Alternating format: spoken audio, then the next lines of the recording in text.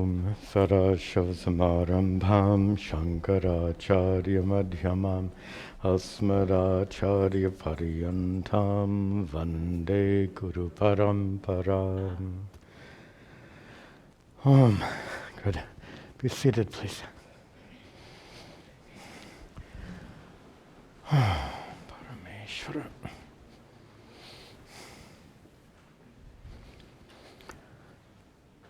Om.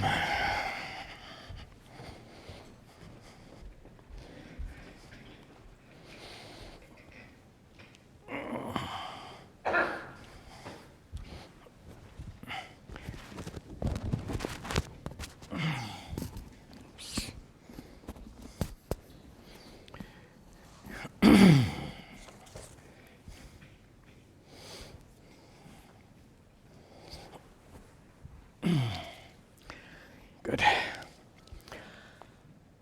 Om Sahana Vavatu Sahano Bhunaktu Sahavidyan Karavavahai Tejasvinavadhitamastu ma vidvishavahai. Om Shanti Shanti Shanti. Om. Yeah, good. Nice to see you all this morning. Welcome back. We'll continue our study, and also welcome to our many students watching these classes online. We continue our study of Chapter 12, Bhakti Yoga, and we'll start today with recitation, starting with verse 5. Yes, verse 5. As always, as I'm chanting, read the translation and then repeat after me. Kleshodhikaratas tesham avyakta sakta chetasam avyakta higatir dukkam avyakta higatir dukkam dehavadbhiravapyate ye tu sarvani karmani mayi sanyasya matpara ananyenaiva yogena mam dhyayanta upasate teshamaham samudharta Mrityu samsara sagarat bhavami nacharat partha mayaveshita chetasam mayeva manaha dhatsva mayi buddhim niveshaya nivasishyasi mayeva atahurdhvam na samshayah atachittam samadhatum na shaknoshi mayi sthiram Abhyasa yogena tato mamichhaptum dhananjaya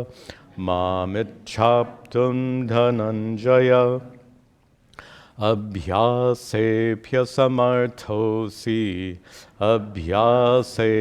samarthosi Matkarma paramo bhava, matkarma paramo bhava, mararthamapi kaunte, mararthamapi karmani, mararthamapi karmani, kurvan siddham avapsyasi, kurvan siddham avapsyasi. Very good. Okay. We finished verse 5 in a prior class. Last class we began our study of chapter 12, Bhakti Yoga. You remember also that it's the final chapter of the middle six chapters of the Bhagavad Gita being mostly devoted to the topic of bhakti, to the topic of Ishvara, the God of the cosmos. And so here we come today to the concluding chapter of those 6 chapters. You remember in prior class that the chapter opened with Arjuna's, I'll call it a significant question, where Arjuna asks, is it better to worship by praying to the formless underlying reality because of which everything exists? In Advaita Vedanta, we call it Brahman. Is it better to pray to formless Brahman, or is it better to pray to you, Sri Krishna as an individual avatara of Lord Vishnu? This was Arjuna's opening question, very significant question, leading to the discussion that we're engaged in right now. And you remember that Sri Krishna's response, we saw the first part of it, Sri Krishna's response is both are good. Whether you pray to formless Brahman or whether you pray to me as a personal deity, Krishna said both are good, but it's harder to pray to formless Brahman. It's easier to pray to me. And for obvious reasons, I don't think we discussed this too much in a prior class. Suppose we had on our altar formless Brahman. What would be there on the altar? Nothing. The altar would be there, but the altar would be empty. Now you could argue that that is a more accurate representation of the God of the cosmos. Absolutely correct. If you want to represent the God of the cosmos most accurately, you can't have a 4.5 foot tall Lord Krishna, or a 2.5 foot tall Ganesha, or a 3 foot tall Dakshinamurti Shiva. God of the cosmos is not 3 or 4 feet tall. So the most accurate representation would be nothing on the altar. But if you came in here next Saturday and the altar was empty, how would you feel? We'd feel something missing, because it's, in simple language, it's easier to relate to a beautiful form on the altar. It's that simple.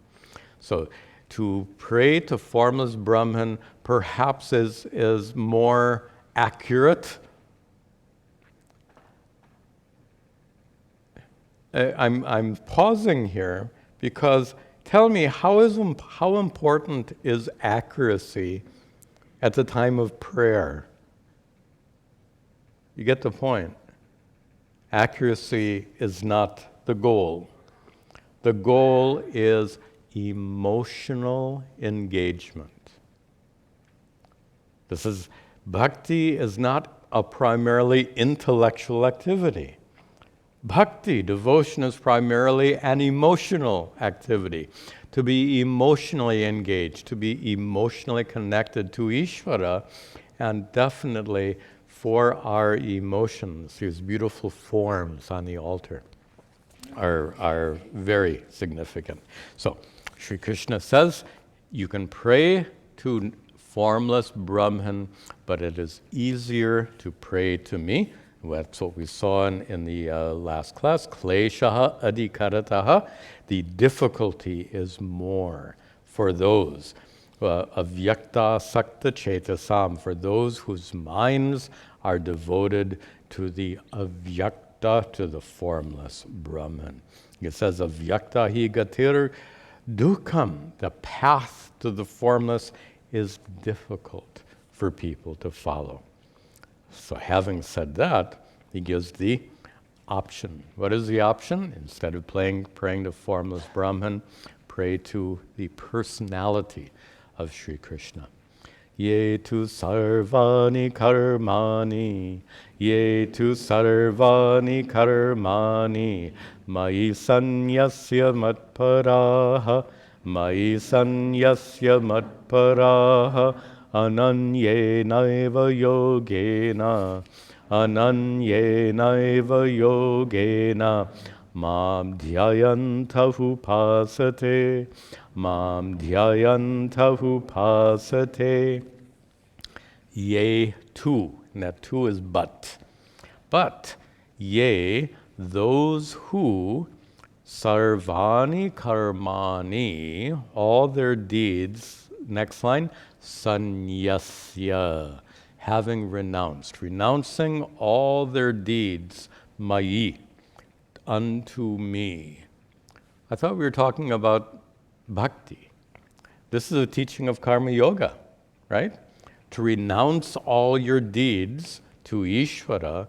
We've discussed that at great length in chapters 3, 4, and 5, especially in chapter 5, to remember what it means to renounce your actions to Ishvara means to recognize Ishvara as karma phala data. You are the mere agent of action.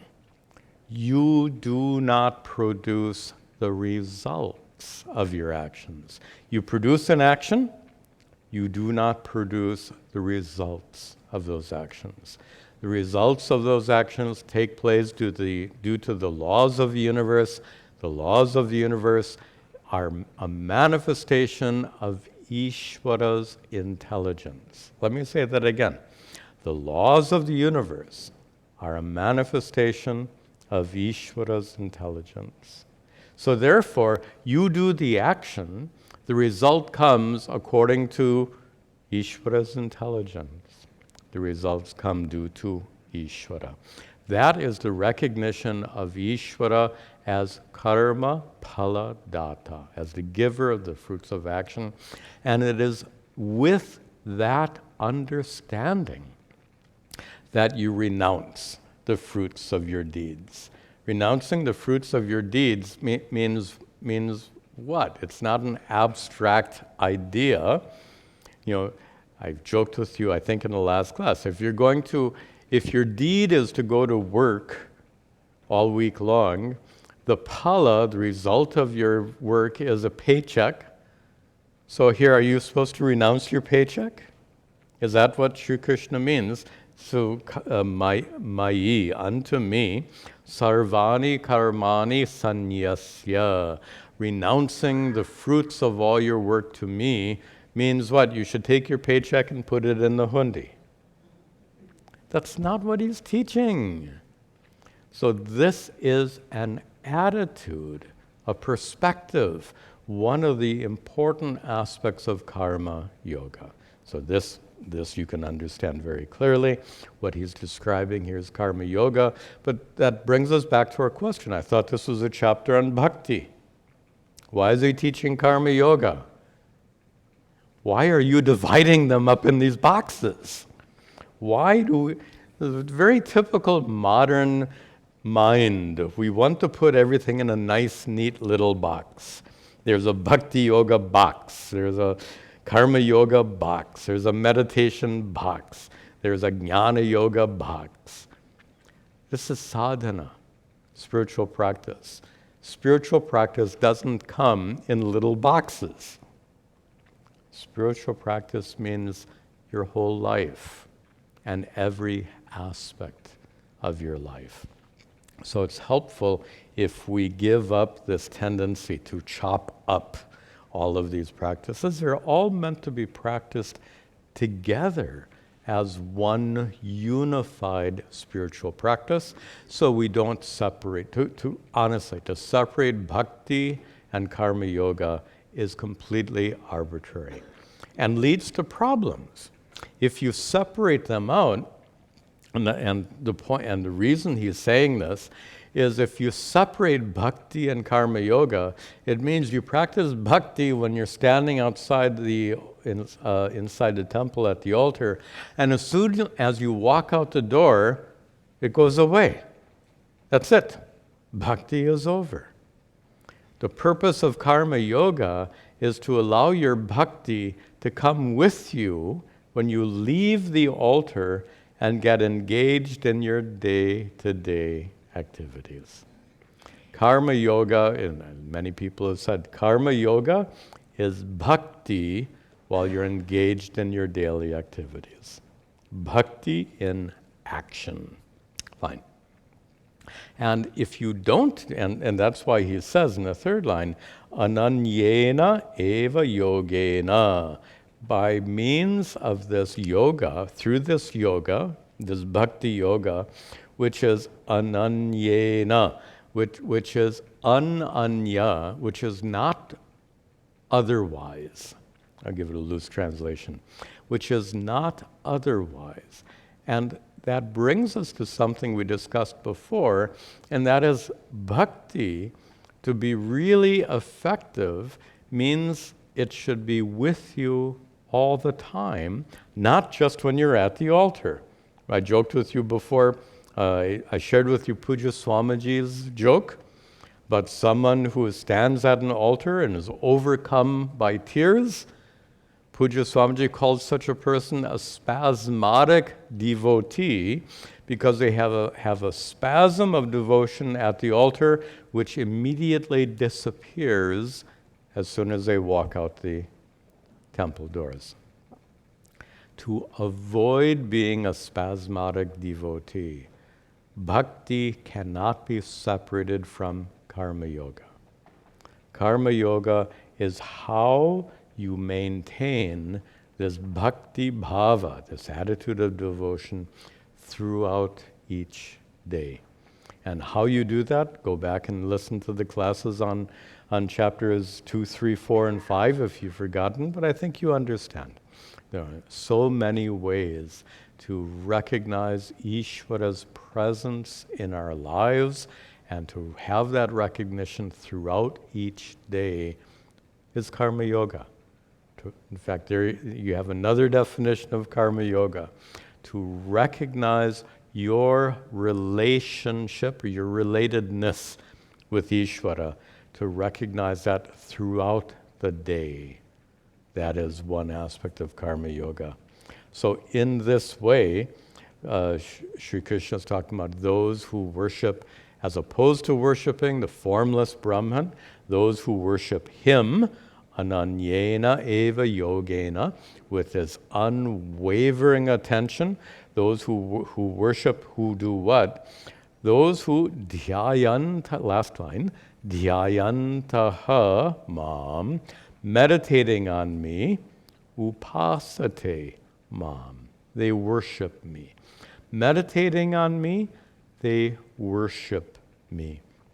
I'd like to bring in something to this verse which may not be obvious. Karma yoga is primarily an intellectual appreciation. That is, to recognize that you are the agent of an action, and Ishvara gives you the results of those actions. That's an intellectual appreciation. It's knowledge. It's a perspective. It's attitude. And as such, it primarily belongs to the mind, buddhi, intellect. But we can contrast that intellectual activity with the emotional activities we associate with bhakti. And this is a very important point that's often overlooked. Ishvara gave you a powerful intellect and powerful emotions. And they're quite different, right? We can appreciate how different our intellectual powers are so different from our emotions. We have them both.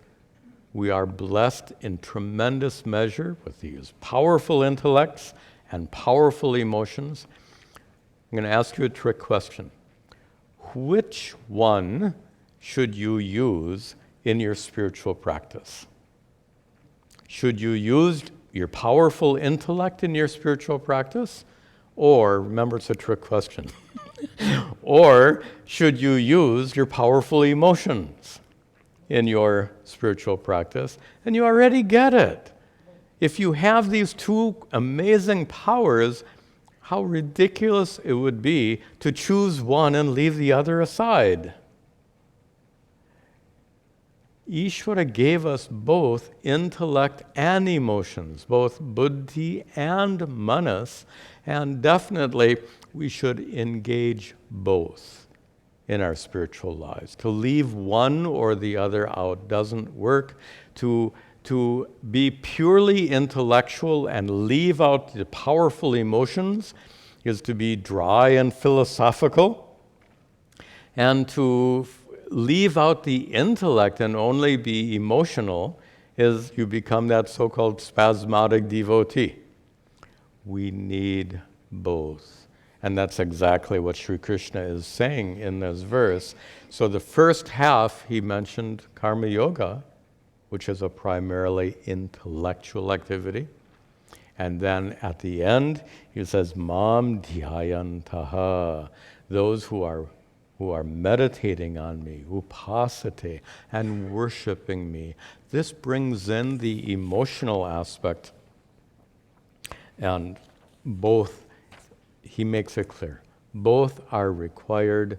To choose one and ignore the other is a huge blunder.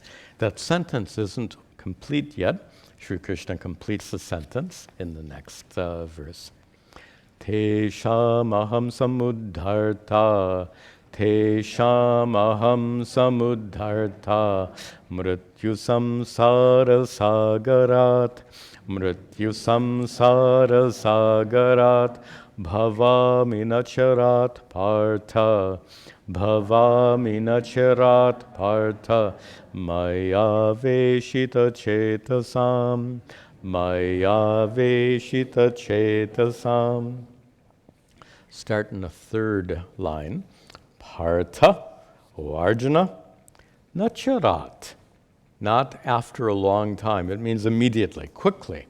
Quickly, bhavami, I become. Now you have to go up to the top line. Aham bhavami, I become samudharta, the one who raises them up. The savior, not to be confused with the savior in another religious tradition, but I lift them up, tesham, for them, for whom, for those who worship, excuse me, for those who worship Sri Krishna as a personal deity, as opposed to those who worship formless Brahman. So, for those who worship Sri Krishna as a personal deity, tesham, for them, aham bhavami, Sri Krishna says, I become samudharta, the one who lifts them up from where? Mrityu samsara sagarat. You can make out the meaning. The one who lifts them from the sagara, the ocean of mrityu and samsara. Mrityu, death, and samsara is getting reborn and going through all the suffering again and again and again. So Sri Krishna says, for those who are devoted to me, I lift them up from this continual cycle of birth and death. Nacharat, immediately. And immediately means in this very lifetime. You may have heard it said that spiritual life and gaining enlightenment is a result of countless prior lifetimes of spiritual practice. And it's said by many great sages, only after countless prior lives of dedicated spiritual practice, only then can you be prepared to gain enlightenment in a current life. All of that is true, but the question is, how can you be sure that this life doesn't already follow those countless prior lives of spiritual practice? We don't know. In fact, I would say there's lots of evidence. The fact that you are sitting here today, to me, is evidence that you have a lot of punya karma, a lot of blessings, which are the result of countless prior lives of spiritual practice. The fact that we are sitting here today is evidence of tremendous blessings which are the result of these countless prior lives of spiritual practice. So to say, oh, enlightenment is only the result of countless lives, maybe some future life I will get there, that kind of thinking is incorrect, unnecessary, and harmful. Harmful because you give yourself permission not to even try. Why bother trying? If enlightenment takes 1,000,000 lives, why should I even try? Why don't I just eat, drink, and be merry, to use the Western expression? And drink means alcohol, right? So this would be a terrible philosophy of life if you make that wrong conclusion that so many millions of more lives will be required. This life is sufficient. The fact that you are already dedicated to a life of spiritual practice is evidence that you have already lived many lives in the past of spiritual growth. So, nacharat partha. Immediately in this lifetime, I will lift them up out of this cycle of birth, death, and suffering. Why? Mai aveshita chetasam. This, for our Sanskrit students, this is an adjective which serves the purpose of a hetu. Hetu garbha visheshana. Boring Sanskrit. Hetu garbha visheshana. It's an adjective, but it gives a reason. And what is the reason? He says that they immediately, I lift them up out of the cycle of birth and death. Why? Because they are aveshita chetasam. They are those whose chetas, whose minds, are aveshita, entered into mai, me. We have to break the words apart. Mai aveshita chetasam. Their minds have merged with me. Their minds are devoted to me. Their minds are focused on me. And here's the principle. We said before, intellect and emotions. This is interesting. Which is more powerful in shaping the direction of your life? It's really quite a challenging question. What molds your life more? Intellectual convictions or powerful emotions? Think about it just for a moment. What molds both mold your life. I'm asking, which molds your life more? Intellectual convictions versus powerful emotions? I think most of you would answer those powerful emotions. And the point of this verse then is that when you are emotionally engaged in your spiritual practice, your emotions will pull you along. So often in life we get distracted. We fall away from things that we say are important, and then they get relegated to the back burner, as they say. That happens for spiritual practice as well. Someone might be very engaged in the spiritual practice, but then they get busy doing other things. Spiritual practice gets set aside. Well, if you are emotionally engaged, that's what Sri Krishna is talking about. Remember, the topic is which is better, worship of formless Brahman or worship of Sri Krishna as a personal deity. Worship of formless Brahman is primarily an intellectual appreciation.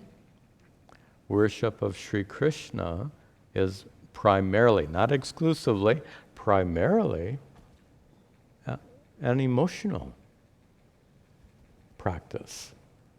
So here, by putting the attention, by shifting the attention from formless Brahman to Sri Krishna as an individual deity, he's shifting the attention from an intellectual pursuit to an emotional engagement. To the extent that you are emotionally engaged in your spiritual practice, to that extent you will be carried along the path to enlightenment, and eventually you will reach the end of that path. You will gain enlightenment, and that's what Sri Krishna says in the next verse. Mayeva manaha dhatsva, mayeva manaha dhatsva, mayi buddhim niveshaya, mayi buddhim niveshaya, nivasishyasi mayeva, nivasishyasi mayeva, atahurdhvam na samshayaha, atahurdhvam na samshayaha. So how do your emotions carry you along the path of spiritual growth to ultimately reach enlightenment? Sri Krishna describes here, Mayi eva mana adhatsva. He gives these instructions to Arjuna in a very direct way. O Arjuna, adhatsva. You should place manas, mind, mayi eva, on me alone. Adhatsva, fix your mind. Mana adhatsva, fix your mind. Mayi eva, on me alone. Buddhim niveshaya, and niveshaya, merge your buddhim, your intellect, mayi, into me. Notice we just saw manas and buddhi. Manas is the seat of your emotions. Buddhi is the seat of your intellect. And in 2 lines, he said both should be directed towards him. Both should be engaged in your spiritual life. So manas, first line, your manas, your mind, the seat of your emotions, adhatsva, should be fixed, mayi eva, on me alone. Secondly, your buddhi, your intellect, your intellectual powers, niveshaya, should be focused on mayi, Sri Krishna says, on me. And in this way, last line, ataha urdhvam, and actually there's several ways of taking that last line. Ataha, and then, just take that ataha, and then, third line, nivasishyasi. You will dwell. You will dwell, mayi eva, in me alone. You will dwell in me alone is a beautiful way of describing becoming enlightened. When you recognize that you literally exist within Ishvara, non-separate from Ishvara. It would be like, going back to our dream metaphor, suppose there was an enlightened person in your dream. And the enlightened person in your dream would realize that he or she exists inside you, non-separate from you. Your enlightened dream person would have that perspective of dwelling inside you, the dreamer. And that's what Sri Krishna says here. You will dwell in me alone, ata urdhvam. In the future, after this time, you will dwell in me alone, nasamshayaha. There is no doubt at all about this fact. And no doubt why? Because this is what we said in the last verse, when you are emotionally engaged, you will stay on the path. If it's only an intellectual commitment, there are some people for whom Vedanta is a hobby. It's an intellectual pastime, an intellectual pursuit that they like. They find it interesting, and they want to learn more Vedanta. That attitude, while it's a good attitude, it won't lead to enlightenment. You become a dilettante. You play at it. You get your interest. You want to learn about it. It's like people who want to learn about a computer, but then they don't use the computer to do anything useful. They just want to know, how does it work? What is the software? What is the hardware? By learning about the computer, you don't do anything productive with that computer. That's not the focus. That's not the purpose of that computer. In the same way, the purpose of these spiritual teachings is not intellectual entertainment. How's that? If you're coming here for intellectual entertainment, you're wasting your time. The purpose of these teachings, as I said, not only to be intellectually focused, but to be emotionally engaged. And it's that emotional engagement which leads to the certainty that Sri Krishna says here.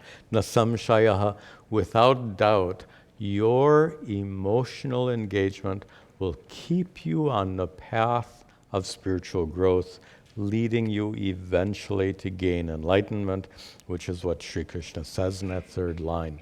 Nivishishyasi mayi, you will absolutely enter me. If you ask when, that's another story. It's like the kid in the back seat of the car. Mommy, when will we get there? And what does mom say? We get there when we get there. So when will you get enlightened? When you get there. It takes its own time. Okay, let's continue, and we get into another really important topic here. Let's get started. Ata chittam samadhatum, na shaknoshi mayi sthiram, Abhyasa yogena tato, mamichhaptum dhananjaya. Dhananjaya is a name for Arjuna. Do you remember? It has that rather obscure meaning. Literally, the conqueror of wealth, Dhana, Jaya. And it's a reference to Arjuna before the war when Yudhishthira was doing his Raja Suya Yajna. Arjuna went and conquered all the nearby kingdoms. Arjuna won the wealth of all those nearby kingdoms, so he is called Dhananjaya. Little obscure. Atta, now let me introduce these next three verses. I think we'll see all three. These next three verses, I think, are some of the most remarkable in this Bhagavad Gita because they show such an important perspective. And a perspective is this.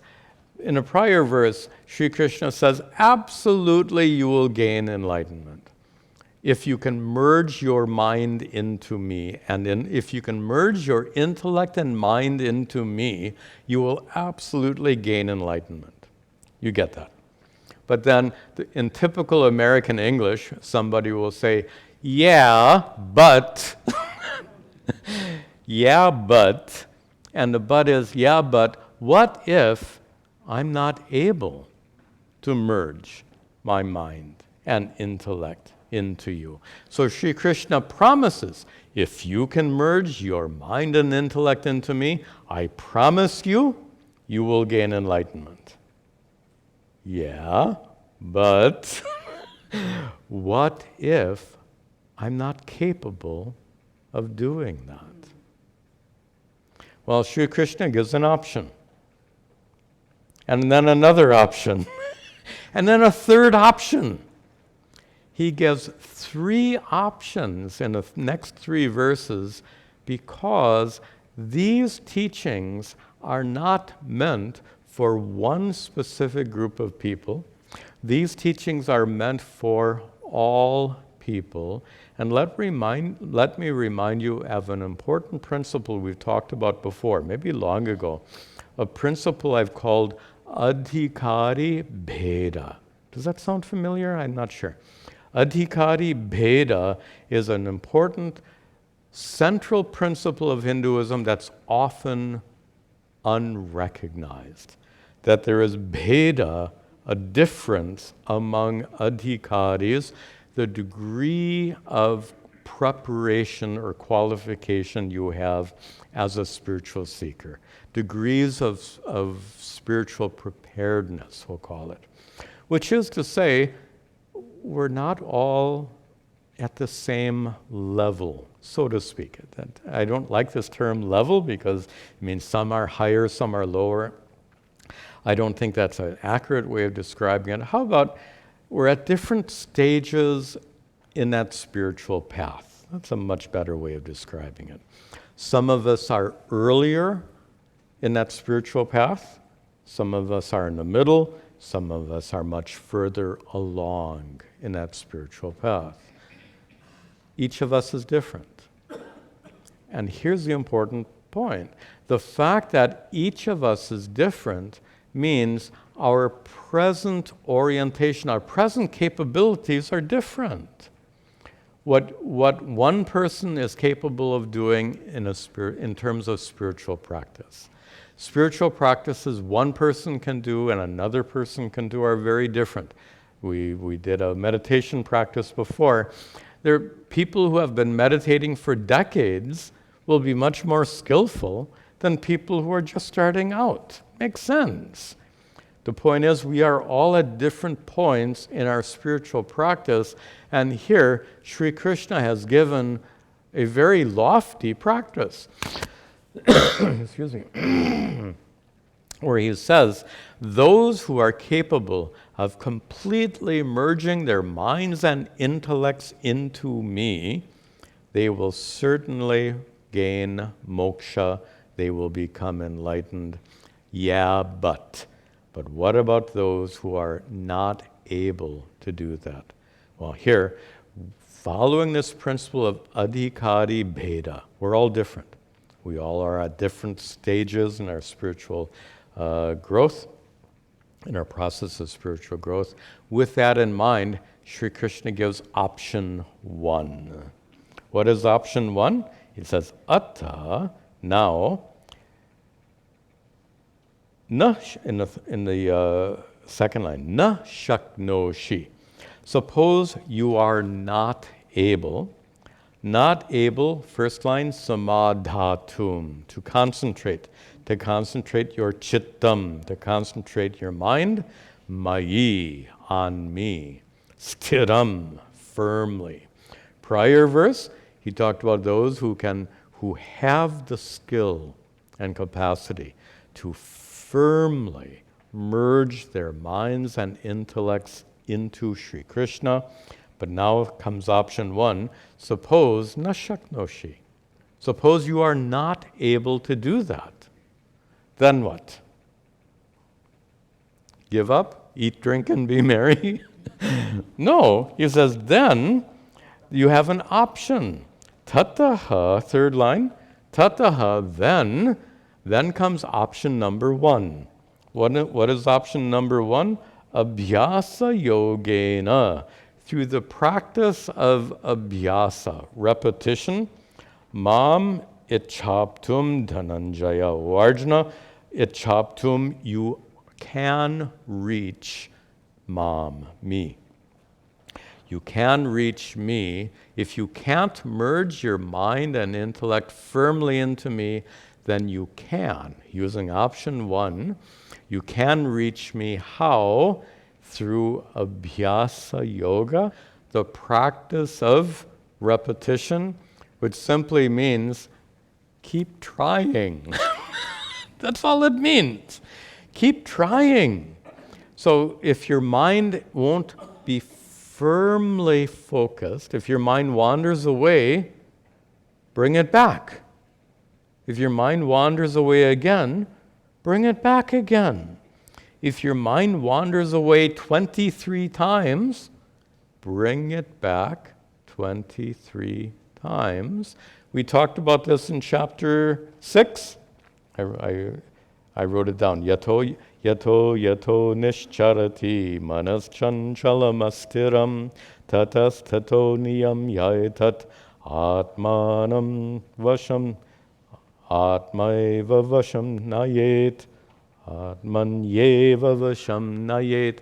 If you want to read this at home, chapter 6, verse 26, where Sri Krishna says, whenever your mind wanders away, wherever it wanders, go after it, chase it down, and bring it back again and again, and make it rest in your true self. Atmanyeva vashamnayet.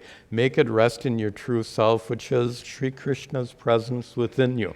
We discussed all of that back in chapter 6 when we learned about meditation. And that's what Sri Krishna is referring to here. That is, if you can't make your mind firmly rest on Sri Krishna, then keep trying. Bring your mind back again and again and again. And many of you were here in a meditation session. We said that's how meditation works. You bring your mind back again and again and again. You develop that mental discipline. So Abhyasa yogena, through the practice of repetition, by bringing your mind back to Sri Krishna's presence within you again and again and again. Then, he says, nivasishyasi mayeva, back to the prior verse, then you will certainly dwell in me alone. Okay, so that's option one. But now, suppose you're not able to do that. Wonderful sequence of verses. So first, merge your mind permanently and completely into me. But if you can't do that, this verse says, keep trying. But then, suppose you can't even try. What does that mean? Next verse. Abhyase pyasamartosi, abhyase pyasamartosi, matkarma paramo bhava, matkarma paramo bhava, mararthamapi karmani, mararthamapi karmani, kurvan siddhim avapsyasi, kurvan siddhim avapsyasi. Abhyase api asamartaha asi. But suppose you are asamartaha, suppose you are not able, api, even to do this abhyasa, this repetition. Suppose you can't even bring your mind back again and again and again. What is Sri Krishna talking about here? He's talking about someone who is unable to sit for a long time in meditation. someone who is just either not well trained in meditation or not inclined to sit for a long time in meditation. So in that case, then what? Then there are other ways. A terrible English expression. Why do we have these expressions in English? Maybe can we do that later? It's a little distracting. Okay. And just wait.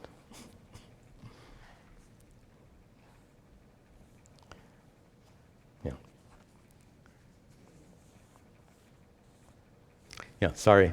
It's just everyone's attention will be drawn to you. You're standing at the altar. You're doing what you're supposed to do, but everyone's attention ends up over over here, and that's where the problem comes. Sorry. Okay, so suppose you are not mentally prepared to sit down in formal seated meditation and concentrate your attention within and keep tracing your mind and bringing it back again and again and again. Suppose you're not inclined for that. Suppose you get uncomfortable, your legs get stiff and you get restless sitting for a long time. Then what should you do? There are more options. So Sri Krishna says, can you turn the fan back on? Sri Krishna says that if you are not able to do this formal seated meditation, bringing your mind back again and again and again, then what should you do? Second, this is our next option. Mat karma paramaha bhava. Then bhava, you should be engaged in mat karma, paramaha bhava. You should be engaged in mat karma, in deeds focused on me. What does he mean, deeds focused on me? A good example would be puja. By the way, you were doing puja. To light a lamp at the altar is puja. You're worshiping Ishvara by lighting a lamp on the altar. That's very beautiful. So to do puja is an example of karma, which you don't have to do seated in meditation. You get up and do something. You light a lamp at an altar. Maybe you do a more elaborate puja. Maybe you go to a temple where the priest is doing an elaborate puja. So now you are doing something active. If you are uncomfortable seated for formal meditation for a long period of time, bringing your mind back again and again, he gives you an option. Get up. Do something.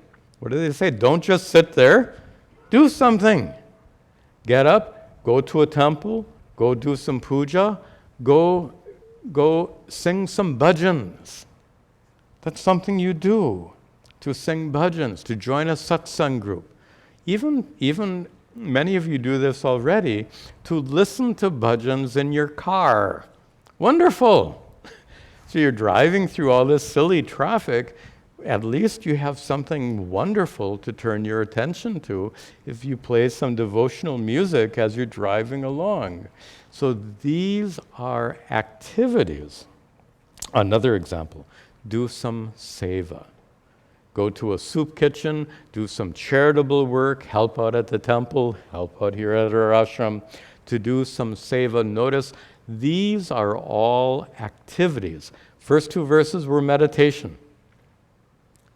What if you can't sit quietly and meditate? Get up. Don't just sit there, do something, but do something that is an act of devotion. Puja, going to a temple, seva, singing bhajans, etc. And in this way, marartamapi karmani kurvan, last line, doing karmani, doing these devotional activities, not just sitting in meditation, but doing these devotional activities which are madartam, api, these devotional activities which are for my sake, which are they're devotional activities. In that way, siddhim avapsyasi, you will gain siddhim, perfection. You will reach the end of that path of spiritual growth. You will eventually dwell in Sri Krishna. You will gain enlightenment. Now notice we've seen 3 steps. We're going to see a 4th. So the first step, back in verse 8, was merge your mind permanently into me, firmly. If you can't do that, keep trying.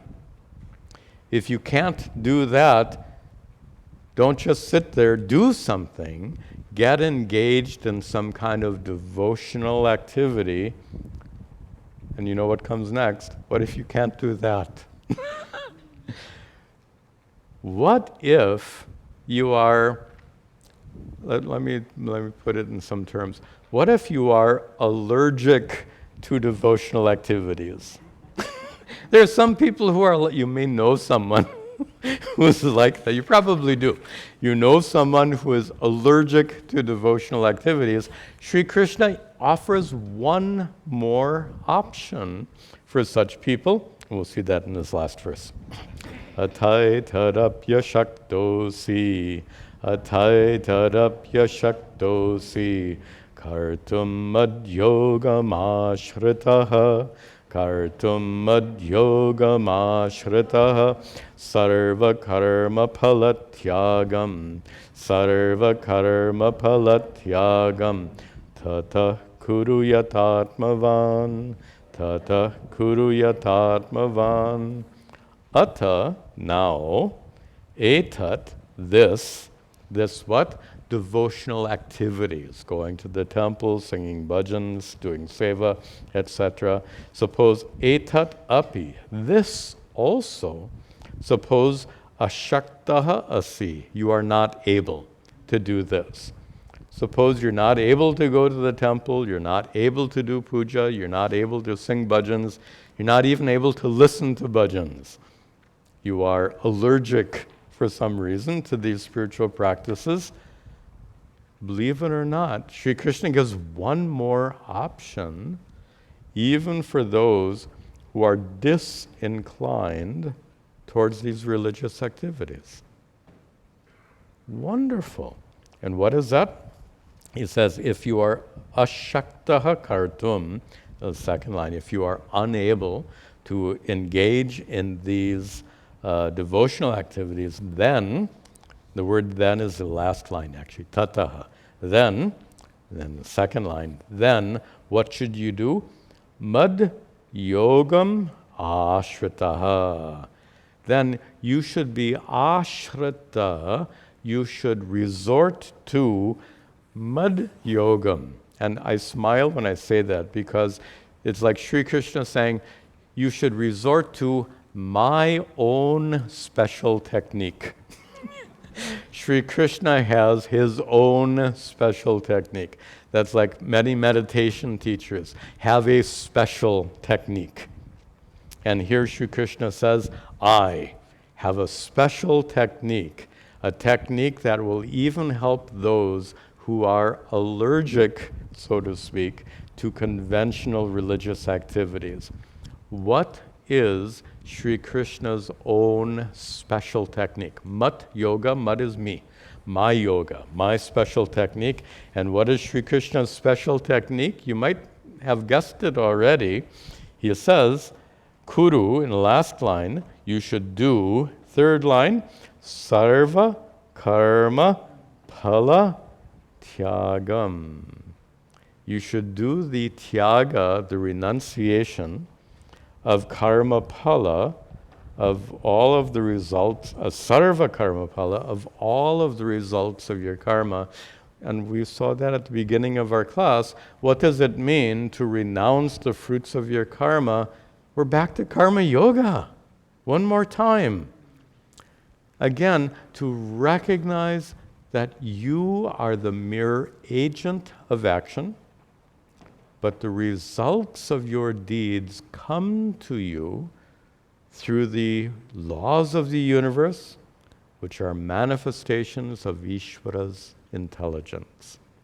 Simply put, you do the action, Ishvara gives you the result. This is Ishvara as karma paladata, as the giver of the fruits of action. And that's a central principle of karma yoga. And one more time, we've looped back to karma yoga in the midst of our discussion on bhakti. So notice the sequence that Sri Krishna sketches out here. Option 1, merge your mind and intellect completely and firmly into me. But if you can't do that, keep trying. But if you can't do that, engage in some devotional activities. Go to the temple, do some puja, listen to some bhajans. And if you can't do that, being allergic to devotional activities, then what should you do? Adopt this intellectual attitude of karma yoga. It basically, if you are unable to be emotionally engaged, at least be intellectually committed. It's actually quite an important point. Many people say, Swamiji, I don't have that emotional, that they call it bhakti ras. I don't have that feeling of deep devotion. What should I do? And the answer is, don't worry about it. It comes of its own accord over a period of time. In the meanwhile, if you can't be emotionally engaged, be intellectually committed, because your intellectual commitment will keep you going. If you are neither emotionally engaged, nor are you if you're not emotionally engaged, nor are you intellectually committed, then what? Eat, drink, and be merry. So, ideally, be emotionally engaged.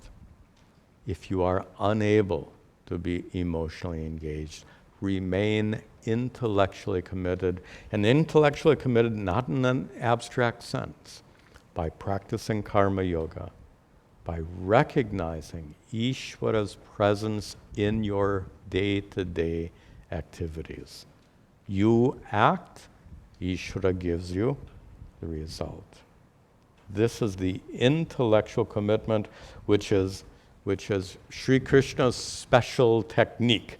And he says you should be yatatmavan. Here, atma means mind.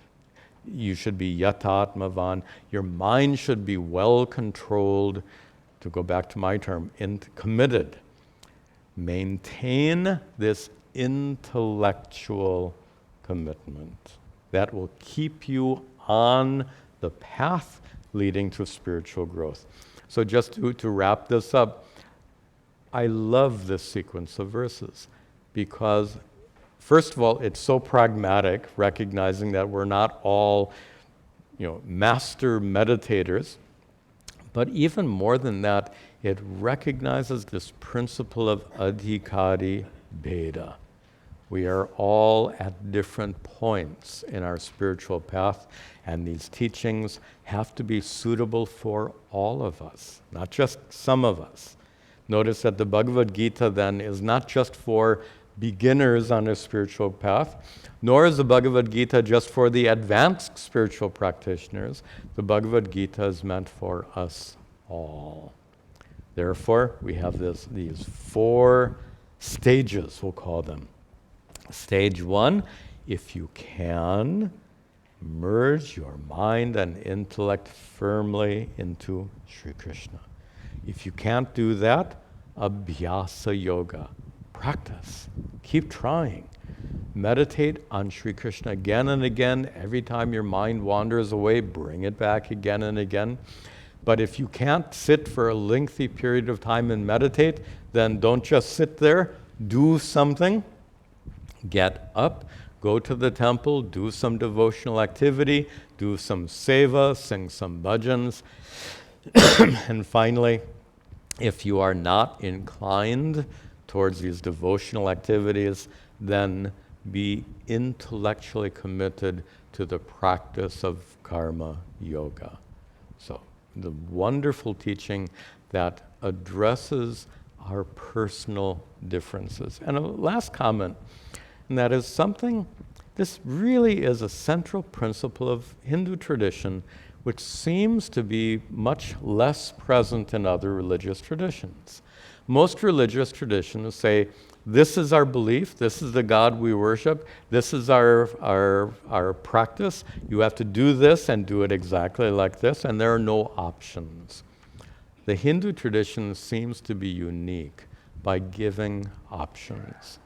You get to choose which form of God you pray to, and whether it's a form or no form, you get to choose. You get to choose what kind of worship you perform. If you prefer to do puja, if you prefer to do havan, whatever you prefer to do, what other religious tradition gives you this latitude, this freedom of practices? So many different practices are given to us in this tradition because we all have individual needs. We have different religious preferences, we have different spiritual needs, and we have a tradition here which addresses us as individuals and empowers us as individuals. Okay, we'll continue next week. A couple of quick announcements. You know that we've been publishing each week one chapter from the Bhagavad Gita, the video series of dramatic reenactment. We're exactly halfway through the series. We're going to take a 1-week pause so that I can publish a different video, a really special video I've been working on for some time. It's a video that addresses an interesting problem. You may be aware, you may be aware that the followers of Shankara, who practice Advaita Vedanta, they get into arguments with the followers of Ramanuja, who practices Vishishta Advaita, and they get into arguments with followers of Madhvacharya, practitioners of Dvaita Vedanta, and these people have been these arguments have been going on for centuries, and there's some divisiveness, which is not helpful. This video will address that divisiveness. It'll be published this coming Wednesday. So just to let you know, 1 week break in our Bhagavad Gita series. You can watch that video on that I've just described, published on Wednesday. Also, I mentioned before that Vasanti will be in India for a while. We'll need more volunteers to, especially on Saturdays, to set up the classroom ahead of time and to close everything down at the end. If you can volunteer to help with that work, you can meet with Vasanti immediately after class. We'll conclude with our brief prayers at the altar.